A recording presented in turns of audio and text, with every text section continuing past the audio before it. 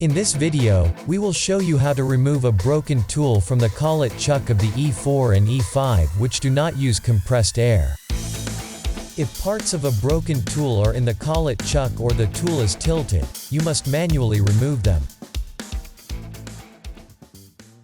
We will demonstrate this task using an E5, but the required steps for all machines that this video applies to are very similar.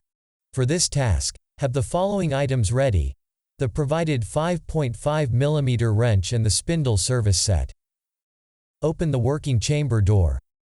Notice, the collet chuck may be damaged if you use the knurled nut for removal. Position the wrench against the spindle. Loosen the collet chuck with the wrench. Unscrew the collet chuck with your hand or with the wrench.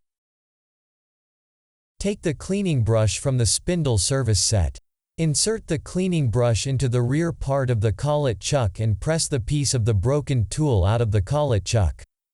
Clean and grease the collet chuck with the provided spindle service set. For further details on how to clean the spindle collet chuck, see our video. Take the knurled nut from the spindle service set. Insert the collet chuck into the spindle. Screw in the collet chuck by twisting it clockwise with your hand. Notice rotational imperfections when the collet chuck is not tightened properly. Insert the pin of the knurled nut into the collet chuck. Ensure that the collet chuck is properly seated in the recess of the knurled nut. Turn the knurled nut clockwise until the collet chuck fits tightly in the spindle. For a comprehensive knowledge base about VHF dental machines and dental cam, visit dentalportal.info. We hope that this was helpful.